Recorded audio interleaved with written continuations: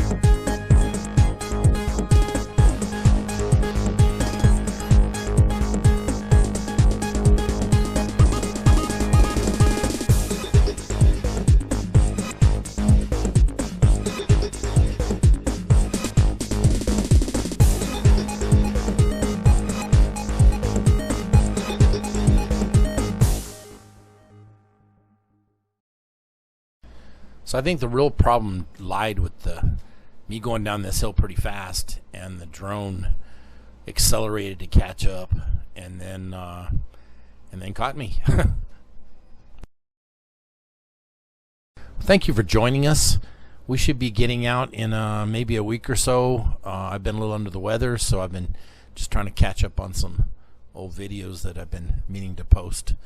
So thanks for tuning in, and don't forget to hit a like if you liked it and subscribe.